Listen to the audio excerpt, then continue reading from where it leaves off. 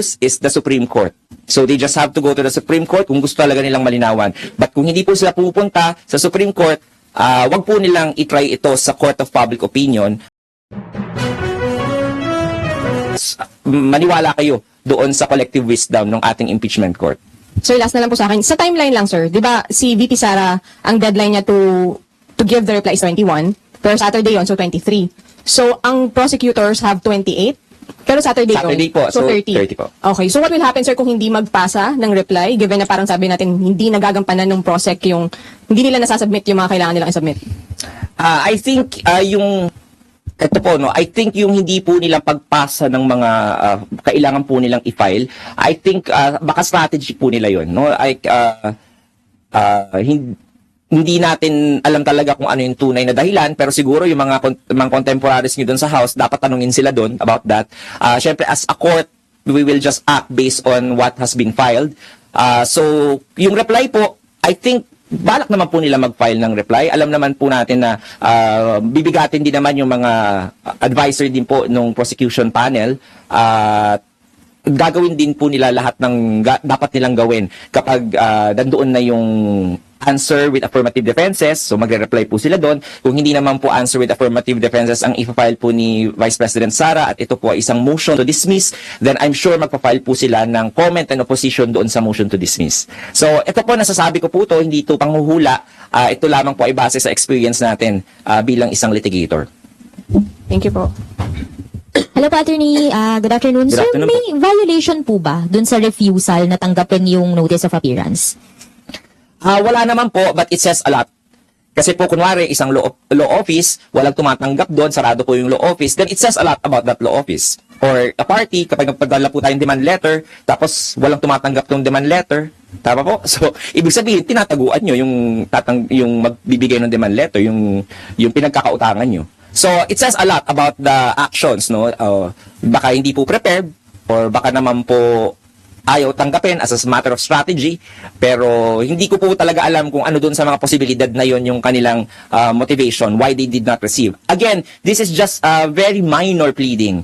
It is just pleading informing the court na ito po yung mga abogado na magre-representa sa akin.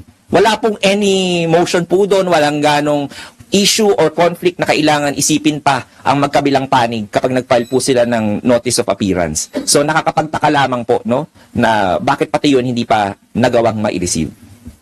How about, sir, dun sa mga criticisms? You said earlier na for the first time na yung mga litigants mismo nagkikriticize dun sa court, may violation po ba dun? Kung alam niyo po, alam ko nagko-cover din kayo ng mga ng mga kaso sa ordinary court, sa Supreme Court, makikita nyo po yung mga litigants doon. Kahit na hindi pabor sa kanila yung desisyon ng isang korte, hindi po nila pwedeng makriticize basta-basta. Mako-contempt of court po kami doon. Ito po yung naririnig nyo rin na sub judice rule. At yun po usually yung gawain ng isang litigant. Siyempre, ikaw nakaharap sa korte, ayaw mong magalit sa iyo yung mga hukom. Nakita na po natin yan nung panahon ng impeachment case ni former Chief Justice Corona. Diba, napapagalitan yung mga prosecution panel ni la Senator Miriam Defensor Santiago. So, hindi ko po malaman kung ano po yung nasa isip nila na pantay po ang impeachment court doon po sa mga litigants. Kasi po, kung makikita po nila, lagi nilang sinasabi, mga nangyari before sa mga impeachment trial, tingnan din po nila kung ano po yung akto ng impeachment court doon sa mga litigants at that time. Kahit nga po sila dating Solicitor General Estelito Mendoza napapagalitan ng mga hukom ng impeachment court. So patas lamang po ang pagtingin ng impeachment court sa mga litigants, pero hindi po nakakataas ang litigants sa impeachment court. So at this point, Attorney, ano po yung pwedeng magawa ng impeachment court doon sa mga ganong criticisms? Sabi nga po natin, no, for the meantime, medyo liberal ang ating impeachment court, ang ating presiding officer, hindi naman po niya balak na gamitin ang lahat ng kapangyarihan para kastiguhin yung mga hindi nagrerespeto sa impeachment court.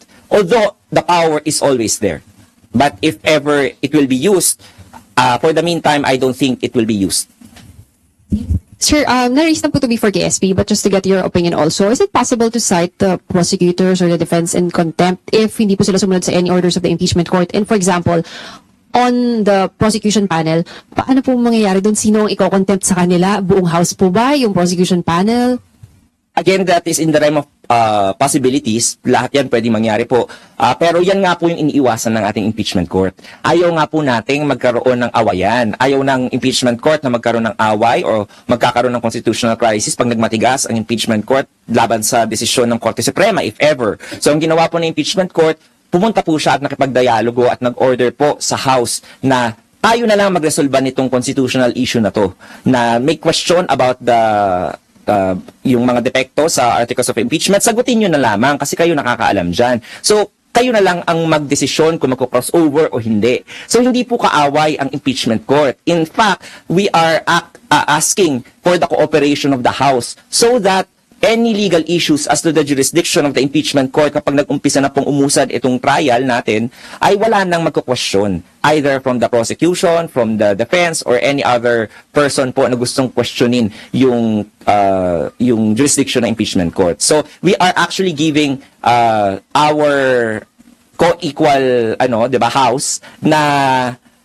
gawin natin yung nararapat at tayo na lang magresolba nito within the legislative body or the branch of government. So, Kaya po doon sa tanong ninyo kung mag-aano ba magko-contempt, of course, as I said earlier, hindi po yun yung policy. Kasi nga gusto nga natin na maging cooperative yung both houses sa isa't isa.